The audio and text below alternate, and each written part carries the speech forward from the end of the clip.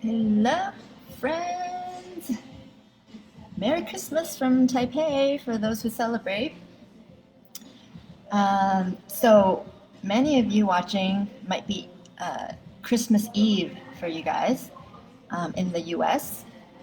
Uh, Here in Taipei, we're actually still a working day, believe it or not. It's a Friday though. And I'm in this very festive co working space in my building. So, cheers and enjoying some awesome in sync music. So, since we're all with a lot of you are with your families, and even if not, we're thinking about our families during the season, right? And I've had a lot of conversations with people about their families, crossing cultures and things like that. So, I just thought today we could talk about family. So, just yesterday, I got to hang out with one of my best friends, Zona To, for those of you know, and she coined this excellent term about families. She called it involuntary authenticity, right? So it's kind of like we will see all the real stuff come out with our families. And I know some of you may be experiencing some of that during the season, right? And, you know, I throw around the phrase like intercultural training, which is what I've done before, um, cultural intelligence. And some of you who've been between cultures experience that disconnect sometimes with family and with sometimes the new environments you're around, or, you know, when you cross into just um, values and norms that are just really different from what you're used to, right? Um, and so I wanted to talk a little bit about like um, why it is that, and how we can kind of bridge those gaps, right? And what it is, and when we talk about cultural intelligence, right? So, for example, the other night I was having a conversation with um, this new friend who, was getting really open about an alienation he felt with his mom, right? Um, and it had to do with like boundaries, right? Sometimes we want to set boundaries with our parents or even with our partners, right? Um, and we might do it in a lot of different kinds of ways. And sometimes it could be like, it can come out in a shocking statement of some kind, right? It can come out sometimes in anger, right? Um, and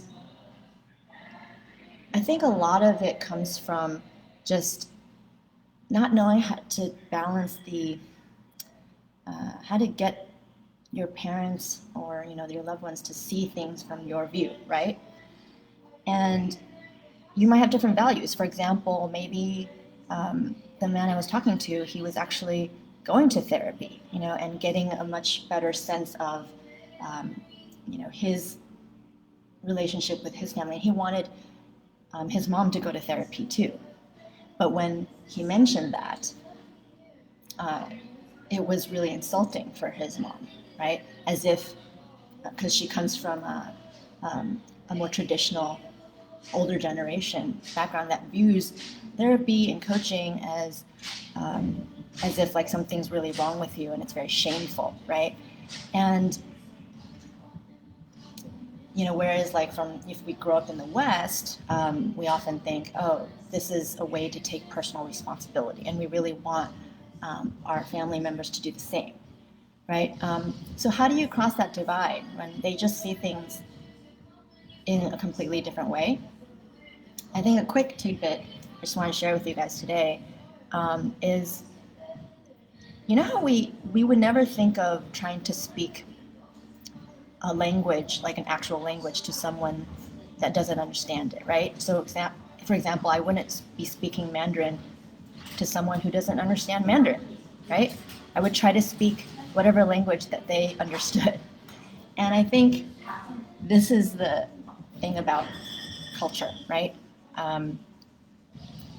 It's invisible sometimes because it's not a written or spoken language the way English and Mandarin or Spanish is, right? Um, it's invisible, but yet it's part of how we see the world. It's part of what we think is a good person. What is being a good son, a good daughter? What is being a good mother, a good father, a good partner, right? Um, a good teacher, a good boss, right? I mean, we have very distinct ways that we think about what is good and what is right. And therefore, we have a lot of judgments about anything that doesn't fit that. Um, and so when we try to communicate cross-culturally, we could be speaking the same written or spoken language, say to our parents, right, or to a partner that's of a different culture, but we're not getting through because we're literally like speaking Mandarin to somebody who doesn't understand Mandarin, basically, right? Uh, and so what cultural intelligence is, I actually originally learned it in the context of executive trainings, right? So we would train executives that were relocating um, from different countries, right, to Taiwan or from Taiwan abroad. That's because I happen to be based here. Um, and it's a training that corporations provided their managers and their families, managers' families who were relocating because they would hit these kind of cultural snacks, right? And it would impact things like, how to lead a team well, right? Because of these different norms and values and what's considered a good leader and all those things, and how to communicate well, right? But when I was doing those trainings, I just felt like a lot of it actually applied very much to personal matters and our communications with our own families, with um, those close to us, right? That might not have the same view, right, on life.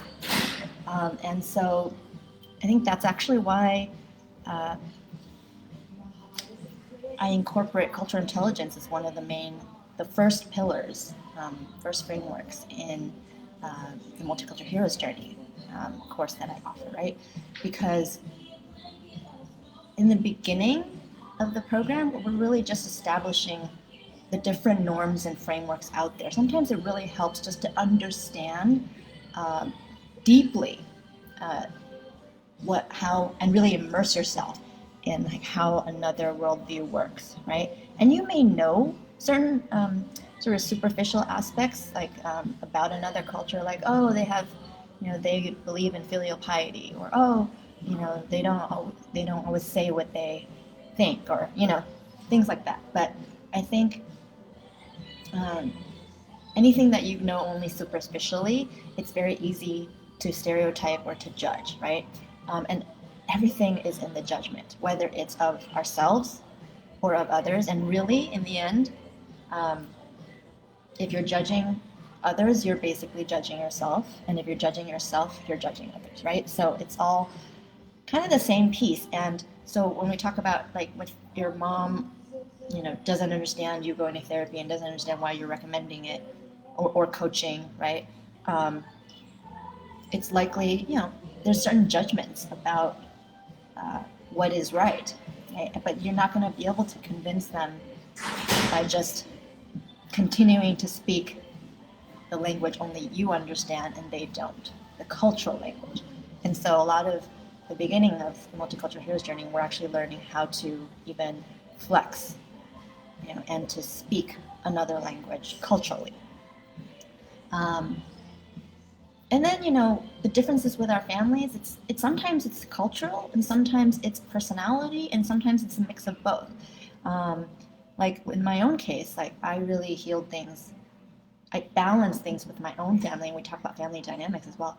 Um, with my father, a lot of it was understanding cultural intelligence, right, and understanding his culture and my root culture. Um, he's a very Confucian man, right? But with my mother, a lot of it was personality. She actually agreed with me a lot culturally in terms of she has this natural kind of American side to her, even though she was born and raised in Taiwan. She believes a lot in kind of personal responsibility and things like that, and being assertive. But with my mom, it was like a big divide in personality, and It was coincidence I ended up studying the Myers-Briggs, the MBTI, and then later the Enneagram, and those really transformed my relationship with my mom, because personalities can be like cultures too, because they're basically approaches to the world that you think are right. You think doing this is, let's say with Myers-Briggs, it might be making decisions in a certain way, right? It might be, you know, whether to be more focused on tangible or intangible things in your life, being more pragmatic or being more idealistic. This is being very, very superficial with it. And actually, I know a lot of people who have issues with the Myers-Briggs MBTI and are skeptical of personality profiles in general. And I will say that the way I teach it and the way I've applied it in my own life has been transformational, because it's not about labeling, but it is about understanding different worldviews. I hope you can hear me. It's a little loud in here. But it is about understanding different worldviews and approaches. And sometimes when you're between worlds and between cultures, like you're actually between these different approaches and you're exposed to people who have very different approaches from you growing up, and then also into adulthood. And it can make, both with family part, as well as just when you're interacting with peers out in the workplace, it can cause a disconnect and a feeling like, oh my, I don't, what way is right? And it can get confusing, especially when you're trying to make major life decisions for yourself, right? And so these are all struggles that I've personally gone through, and in a way, this past decade, I've basically worked on learning about individuals. Like I started with sociology in college, and then studied international affairs, sort of like the big picture, and then really kind of drilled down into the individual and the personal, and unpacked a lot for myself. And so I think we talk about family and we talk about crossing cultures all mixed together, right? Why? Because it's, in the end, it's about unpacking all the ways that we might judge others and judge ourselves, and that causes fear and shame, because those things are what block us from really living the life and the purpose that we're meant to live. And it's complex. So that's why there's a whole program. Like, I think I used to be really frustrated that people talk about love yourself more, and just trust yourself, as if it was so easy. And I think there are people who grow up with a rootedness that is very easy, right? Maybe they were lucky and they had really amazing relationships with their parents, or at least one core parent, especially the mother, right? Or they were able to stay, with a more grounded set of peers, like meaning they didn't necessarily move environments as much. There's a lot of ways that we can grow up being already rooted in our own self-trust, right? And which, by the way, in Chinese, self-trust is 自信. It's actually, confidence is called self-trust, literally, in Chinese. And I actually like that more. That's why I use the term self-trust, because confidence can sometimes be like fake it till you make it. It can seem like an external thing that we put up, especially in American culture, or cultures that prize that kind of, that kind of, look of confidence, right, externally. But what we're talking about here is internal, right? It's your own trusting of yourself and really sitting in your core. And chatting with Zona yesterday, she's a healer as well. I don't know if I call myself healer, but I think in the end, anybody that does therapy or coaching, or teaching about, living our best lives and living authentically, in the end, we're all talking about the same thing, I realize, right? Which is really getting out of our own way and getting back to who we are at our core.